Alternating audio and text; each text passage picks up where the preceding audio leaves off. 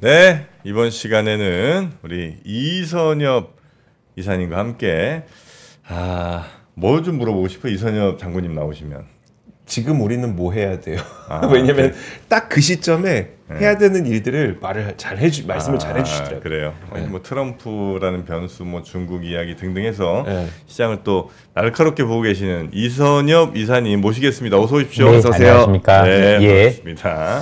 예, 지금 뭐 말씀을 잘 주셨지만, 네. 뭐 아무래도 지금 시장은 이제 두 가지 이슈가 상반돼서 나타나고 있어서, 네. 하나는 미국의 관세 문제를 비롯한 어떤 무역 전쟁이 영향을 미치고 있고, 또 다른 한켠에서는 AI라는 새로운 성장 동력이 있으면서 또 다른 길을 가고 있습니다. 그러다 보니까 많은 투자자분들께서는 대단히 혼란스러운 거죠. 이럴 때 어떻게 투자 전략을 가져가야 돼? 라고 생각을 하실 건데, 기본적으로 AI에 대한 이해는 많은 분들이 나와서 해주셨을 거고, 시장에서도 뭐 최근에 소프트웨어를 비롯해서 많은 업종들이 사실 지수와 무관하게 움직이고 있다는 걸 보시고 계실 겁니다. 그래서 제가 이제 얼마 전까지는 이제 방송에 나와서 트럼프란 사람이 어떤 사람이고, 그래서 어떤 방식으로 비즈니스를 하는지에 대해서 설명을 드렸더라면, 오늘은 조금 더 구체적으로 관세 왜 하지? 그 다음에 어떻게 먹이고 있고, 시장에 미치는 영향은 어떻게 될까에 대한 고민이 좀 필요한 것 같습니다. 그래서 그 얘기를 조금 더 해드리자면 도움이 되지 않을까라는 생각이 들어서 말씀을 드리도록 합니다. 관세 왜 때리고 있냐? 지금 왜 이러고 있느냐? 예, 그렇습니다. 그래서 첫 번째 좀 제가 쓰면서 설명을 드릴까요? 좋습니다. 일단은 관세 그죠? 텍스죠. 자, 관세가 나온 배경에 대해서 먼저 설명을 드려야 되면은요. 기본적으로 트럼프라는 사람이 이 관세를 들이댄 이유는 여러 가지가 있을 텐데, 첫 번째는 미국의 어떤 정책 변화에 무게가 있습니다. 그 정책이라는 건 뭐냐면, 현재 미국이라는 국가는 잘 아시다시피 서비스업 중심의 국가입니다. 그렇죠? 서비스업 중심. 쉽게 얘기하면 우리 표현으로 돈을 쓰는 애들이에요. 돈을 소비를 하는 중심의 국가였었고, 이게 GDP의 70%가 소비로 이루어졌다는 걸 다 알고 계실 겁니다. 그래서 미국이란 나라가 GDP의 70% 이상 소비를 하면 사실은 들여오는 관세가 어떠면 유리했을까요? 쌀수록 유리하죠. 내가 돈을 쓰는데 바깥에서 물건이 잘 들어오면, 싸게 들어오면 좋잖아요. 그래서 그동안은 관세가 상당히 낮았던 겁니다. 뭐 예를 들어서 대부분 한 2%대, 많으면 한 3%대 정도로 관세가 그리 크지 않았다. 일단은 첫 번째는 미국의 우리가 하는 경제 구조 자체가 소비 중심이기 때문에 관세가 낮았다고, 두 번째는 그동안 미국이 강대국이었던 거죠. 그냥 강대국이 아니라 세계 패권을 아우르는 큰형이었던 겁니다. 그러다 보니까 신흥국들한테 혜택을 줬던 거죠.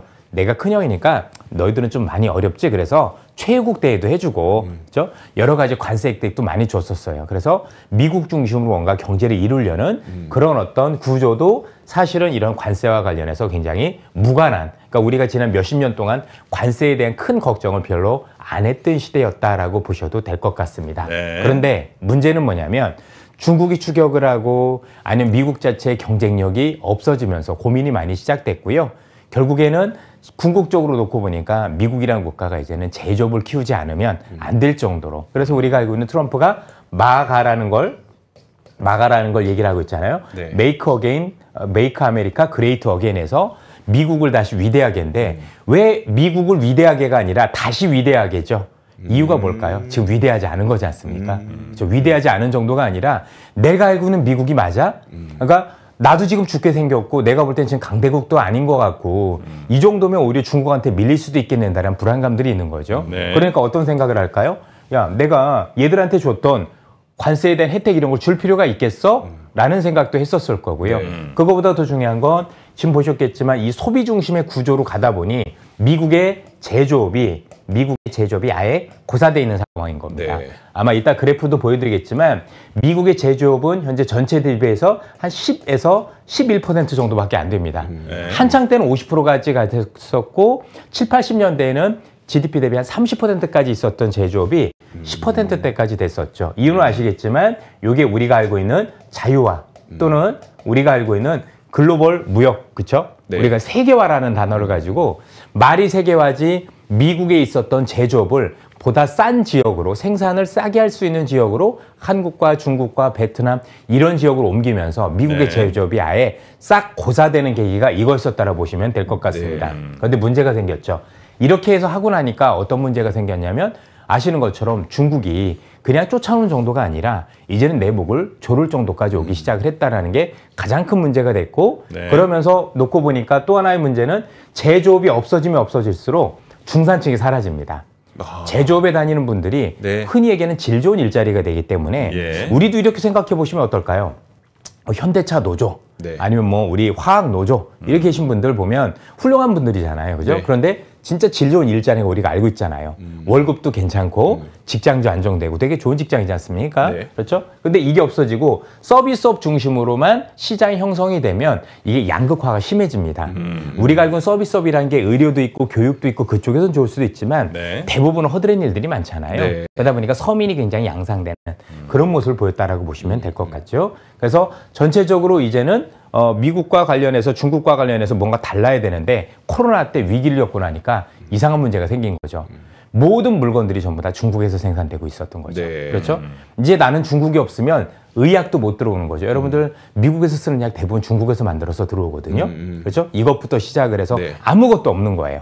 그래서 전반적으로 내가 이제 미국의 제조업을 키우지 않으면 안 되는데 문제는 이거를 바이든 때는 보조금을 조금 주긴 했죠. 네. IRA나 이런 걸 통해서 했는데 네. 트럼프가 볼 때는 이거 가지고는 부족하게 보이는 거예요. 뭔가 조금 더 빠르게 해야 되는데 그 중에 하나가 관세다라고 보시면 될 것 같습니다.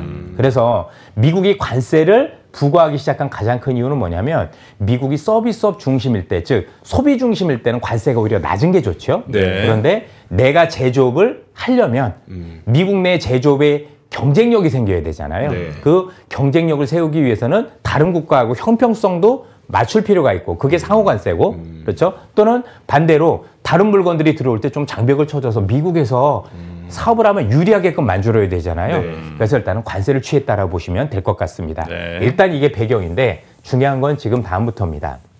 우리가 관세를 조금 분리해서 보실 필요가 있을 텐데요. 일단 25%라는 숫자가 있습니다. 네. 그리고 25%와 관련해서 국가에 먹이는 관세가 있습니다. 국가에 먹이는 관세, 그 다음에 품목별로 먹이는 관세가 있습니다.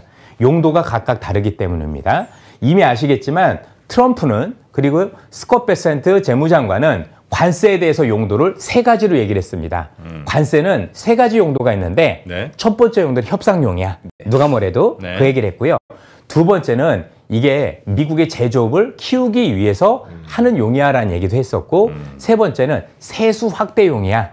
이런 얘기를 했다라는 얘기죠. 그러면 각각의 용도가 있을 거라고 생각을 하는데 일단 25%라는 숫자 안에서 각각의 국가에 먹이는 거는 무조건 정치용이다라고 보시면 됩니다. 네. 이건 정치용입니다. 네. 그렇죠? 그리고 정치용 요소 두 번째로 협상용입니다. 그렇죠? 네. 그래서 이거는 현실화될 가능성보다는 상대 국가가 받아들이는 것에 따라서 현실화되지 않을 가능성이 높다라고 보시면 되고 네. 사실 시장에 미치는 영향은 별로 없다라고 판단해 보셔도 되겠습니다. 대표적인 게 캐나다하고 이번에 알고 계시는 멕시코에 먹였었던 관세였죠. 네. 이유가 뭐였죠? 불법 이민 아니면 마약 관련 얘기였었습니다. 경제가 아닌 정치적인 수사였다. 그래서 앞으로도 25%를 국가에 먹이는 것 같은 경우는 협상용이면서 동시에 정치용이다라고 보셔서 경제하고는 조금 분리해서 보셨으면 좋겠다라고 네. 보시면 되고요. 중요한 건 품목에 먹이는 겁니다. 이미 어제부터 시작해서 철강에 25% 먹일 거야.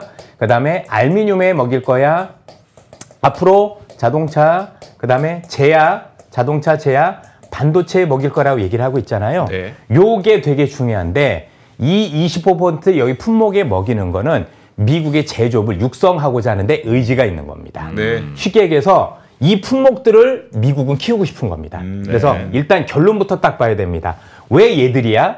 이걸 미국에서 제조업을 부활시키는데 이 제조업을 부활시키겠다라는 의지를 가지고 있다라 보시면 되겠습니다. 네. 그러면 이 25% 관세를 이렇게 특정 품목에 먹이면 앞서 보여드렸던 국가 정치용보다는 협상하기가 좀 어려워집니다. 네. 왜냐하면 의도가 다르기 때문에. 그래서 조금 더 우리 입장에서 놓고 보면 협상하기는 각국별로는 다르지만 협상하기가 대단히 어려워진다라는 단점이 있고요. 네. 두 번째는 이 25%는 이런 거잖아요. 미국에서 내가 철강을 키울 거고 알루미늄을 키울 거고 자동차를 키울 거고 그다음에 제약 바이오를 키울 거고 반도체를 키울 거라고 얘기를 했는데 네. 그러려면 상대방에 있는 국가들 예를 들면 한국이나 아니면 일본이나 있는 국가들이 미국의 공장을 지으란 얘기인 거잖아요. 네. 핵심은. 그러려면 어떻게 될까요? 이 관세를 오랫동안 유지해야 돼요. 그래서 이 관세를 깎아주지 않고 봐주지 않고 오랫동안 유지를 해줘야 애들이 주판을 튕겨보겠죠. 네. 아, 튕겨보니까 야 이거 생산 단가 이런 거 보니까 내 1, 2년은 모르겠는데 길게 보면 결국은 미국 들어가는 게 낫겠어라는 판단이 들 때까지 밀어붙여야 되는 거예요. 네네. 그래서 요 관세는 품목에 대한 관세는 생각보다 길고 오래 가게 만들어서 기업들로 하여금 지금 머리 쓰고 있을 거 아니에요. 야, 네. 이게 4년만 버티는 거 되는 거 아니야? 맞아요. 네. 그렇죠? 아니면 뭐 이러다가 좀 협상하면 되는 거 아니야라는 생각을 지우게 만들어줘야 효과가 있다라는 측면이 있다라는 거죠. 그래서 지금 보시는 것처럼 이렇게 보시면 되겠습니다. 그래서 결국 이 25%의 근거가 뭐냐면 왜 25%일까? 앞서 말씀드린 것처럼 주판을 튕겼을 때 야, 이 정도 관세에서 몇 년 지나면 내가 미국 가서 공장 짓는 게 더 낫겠어라는 근거가 되는 겁니다. 네. 여러 가지 산정을 했겠죠. 그렇죠? 네. 야, 이거 가면은 물비용도 있을 거고 뭐도 있을 거고 다 따져봤어. 따져봤더니 지금 당장은 손해긴 한데 그래도 미국 가면 이 관세 생각을 하고 또 미국은 또 감세도 해준다고 하니 네. 이런 거 감안했을 때는 그래도 미국 들어가는 게 조금 더 유리하겠다라는 어떤 그 산정의 근거가 되는 게 25%였다라고 보시면 되고요. 그래서 국가별로 먹이는 것과 품목별로 먹이는 거는 네. 영향력이 다르다 이렇게 보시면 되겠습니다. 그래서 대부분 이 품목에 먹이는 건 예외가 있기는 한데 굉장히 그 예외가 좁다라고 보시면 되겠습니다. 아마 이미 TV에서도 보셨겠지만 이번에 철강과 관련해서 호주는 조금 예외를 해줄게 네. 이런 얘기들이 많이 나왔잖아요. 네.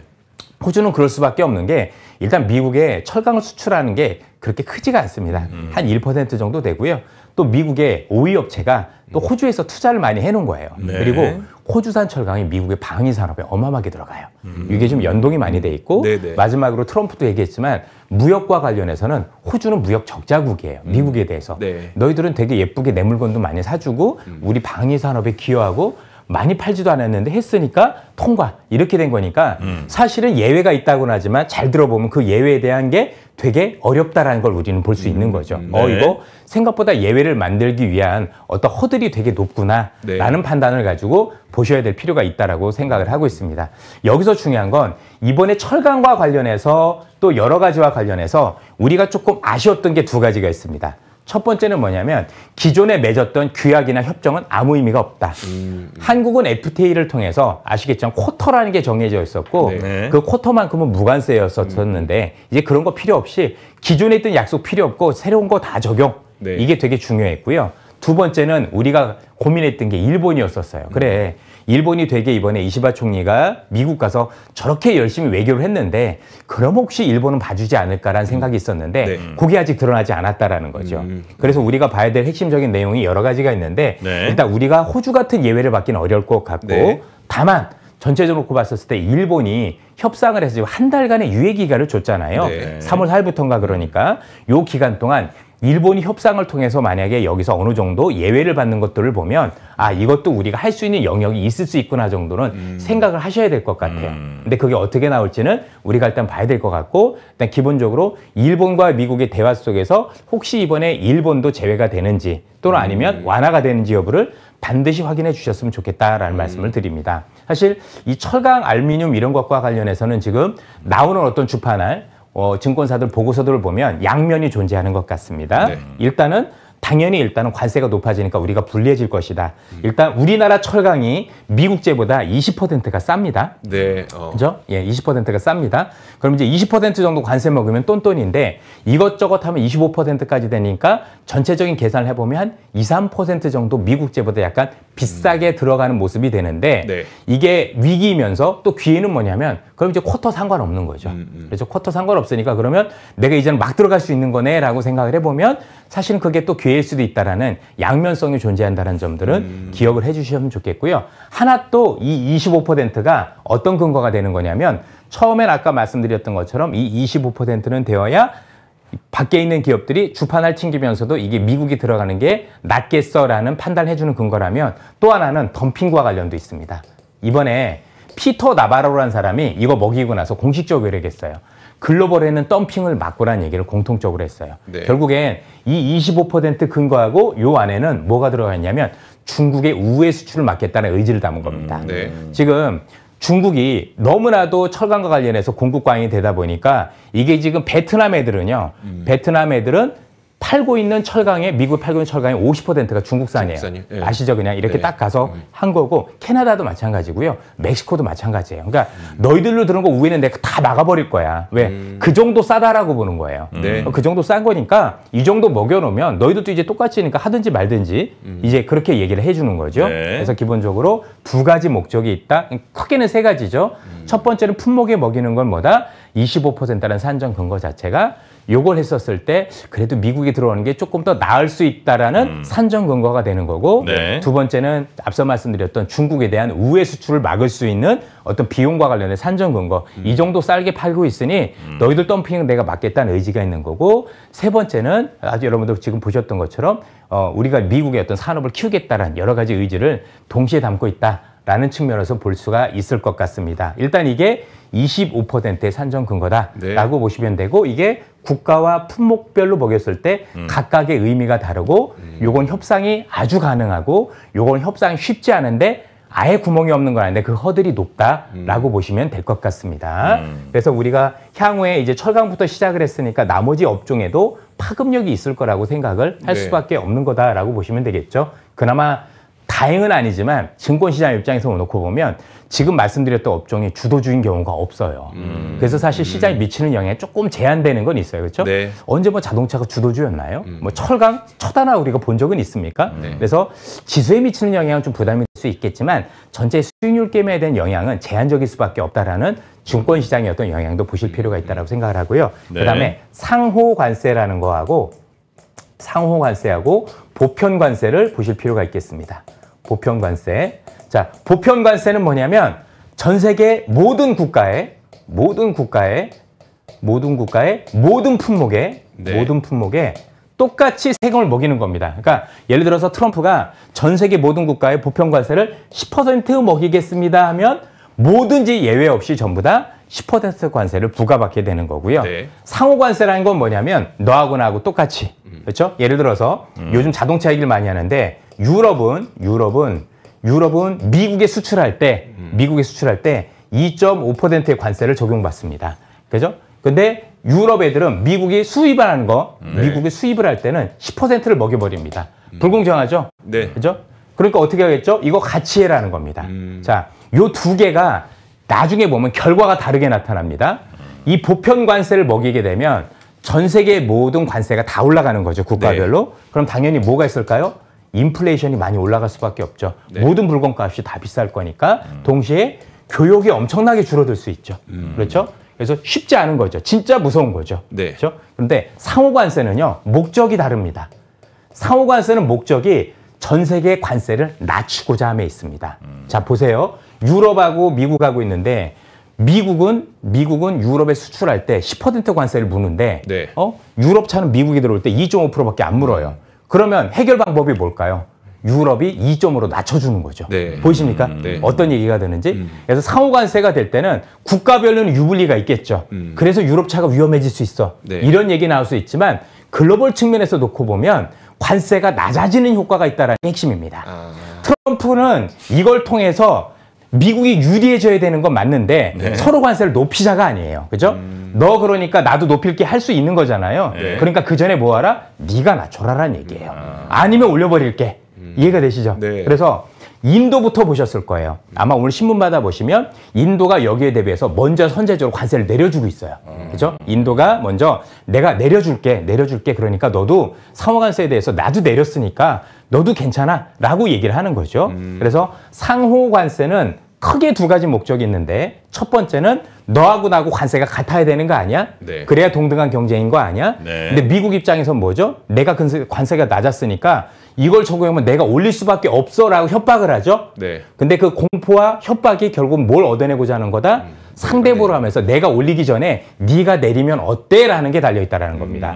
그래서 목적 자체는 뭐죠? 길게 보면 너희들의 기본적인 관세를 내려줬으면 한다라는 거고요. 네. 두 번째가 중요한 건데 트럼프가 굳이 상호 관세라는 표현 안 하고 상호 무역이라고 쓴 게 좀 마음에 걸리는데 상호 관세라고 했으면 관세가 서로 다르면 맞춰주면 되는 거잖아요. 네. 근데 우리나라는 FTA를 하기 때문에 미국과 서로 관세가 없습니다. 예. 그러니까 한국은 자유로울 것 같은데 자유로울 수 없는 이유가 있는 거죠. 왜냐하면 트럼프가 이번에 취한 여러 가지 행동들 보면 특히 호주한테 했던 거 보면 무역 흑자냐 아니냐 되게 따지더란 얘기죠. 네. 결국 우리나라는 미국의 엄청난 무역 흑자국이니까 그만큼 뭔가 우리한테 손해를 감수하라는 얘기를 할 가능성이 높다라고 봐야 될 것 같아요. 그렇죠? 그래서 비관세 장벽이라는 게 있어요. 예컨대 유럽의 자동차는 단순히 수출을 할 때 우리가 하는 관세만 되는 게 아니라 안전 기준이라든가 아니면 또 환경 기준이라는 게 있죠. 네. 그렇죠? 이런 것에 못 들어갔는데 이거 다 빼라 이거예요. 그런 식으로 해가지고 미국 차가 마음대로 들어갈 수 있게 너 이거 해? 그럼 나도 이거 할래. 이런 식으로 가는 거니까 그렇겠죠. 우리나라한테도 여러분들 아시겠지만 이런 것들 되게 유리할 가능성이 높죠. 예를 들면 농산물을 많이 수입을 해라. 가스를 네, 수입을 네, 해라. 네. 또 여기에 얹어서 우리가 알고 있는 방위비도 인상이라는 걸 동시에 할 수 있는 게 요거라고 보시면 될 것 같아요. 이해가 좀 되십니까? 네. 자, 다르죠. 보편관세와 상호관세는 하늘과 땅 차이입니다. 보편관세는 다죽자예요. 그런데 상호관세는 처음에는 혼란이 있지만, 네. 그죠? 처음에는 협박은 뭐냐면 너 관세 낮으니까 네가 관세 높으니까 나도 올릴래가 협박이지만 결과는 내가 낮으니까 너도 낮춰라는 게 결론적으로 도달할 가능성이 높다라고 보셔야 된다는 얘기입니다. 근데 시장에서 어떤 생각을 하냐면 왜 이걸 들고 나왔지예요. 그럼 이거 안 한다는 얘기인가? 왜? 이거 하고 나서 이거 또 하면 이상해지잖아요. 네. 저 이거 했는데 이걸 왜 하지?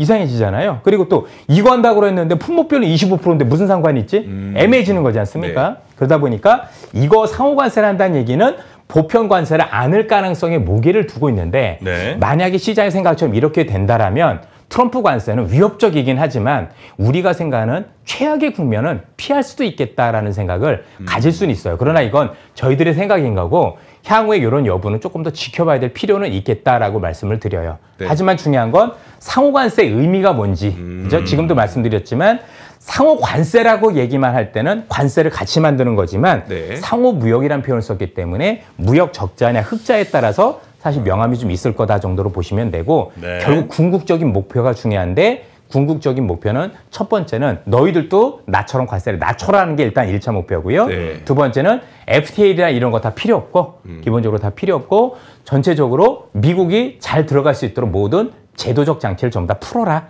이런 어떤 의미를 담고 있다라고 판단해 보시면 될 것 같습니다. 이렇게 보시면 될 것 같고요. 그래서 지금 우리들이 볼 때는 이 상호관세가 보여졌을 때 시장의 혼란이 당연히 있을 거라고 생각을 하는데 전 세계 무역량 같은 것도 늘어나요? 상호관세가 만약에 저렇게 되면 늘어날 수도 있죠. 늘어날 수도 있죠. 그렇죠? 보편관세는 확 줄어들고요. 네, 보편관세는 확 줄어들고 이렇게 보시면 되겠습니다. 아시겠지만 뭐 유럽이라든가 나머지 국가들이 이렇게 관세 장벽을 높인 이유는 자국 산업을 보호하는 거잖아요. 네. 그게는 맞닥치는 거죠. 그럼 니네만 보호해? 나도 보호할 거니까 뭐가 나빠라고 얘기를 한다라고 보시면 되고요.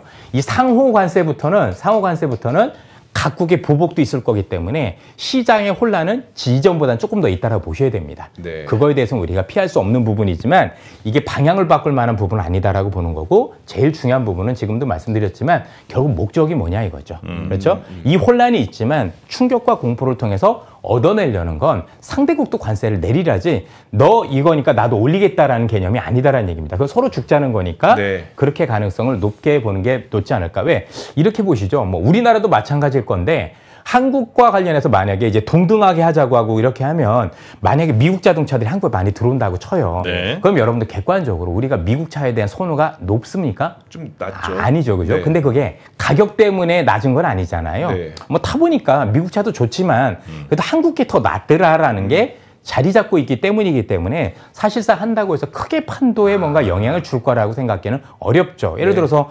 독일에서도 벤츠 타던 애들이 미국제에 들어온다라고 하면 네. 좀 차가 다를 텐데 네. 과연 미국제를 선호할 수 있을 것이냐에 대한 부분을 생각하면 일단은 연비부터 차이가 많이 나거든요. 네. 기본적으로 생각을 해보면 사실상 이거 한다고 그래가지고 미국 제품이 좀 더 많은 경쟁력을 가질 거다라고 생각하기는 쉽지는 않아 보인다. 다만 이런 여러 가지 장치를 했었을 때 어쨌든 미국 입장에서는 전보다 나아지는 부분들이 있다 보니까 이런 것들에 대한 고민이 있다라고 보시면 될 것 같고요. 네. 그리고 이게 되게 중요한 게 뭐냐면 미국이 이런 정책을 씀에 있어서 가장 핵심적인 부분을 둔 게 뭐냐면 물가를 건드리지 않으려고 노력을 하고 있다는 게 굉장히 많이 중요합니다. 네. 그렇죠? 이게 여러분들 이것 때문에 물가 오르면 어떻게 하나 그렇지만 미국 같은 경우는 지금 이 물가에 대한 너무 민감한 부분들이 있어서 관세 정책에 있어서 이 물가를 건드리지 않으려고 노력하는 부분들이 많이 보이는데 혹시 제가 드린 자료가 있는데 한번 요거 좀 보면서 말씀을 드리도록 할게요. 네. 예. 시간이 많이 없긴 할 결론으로 거니까. 이제 거의 가주셔야 될 것 같긴 합니다. 결론에 거의 가 있습니다. 네. 예.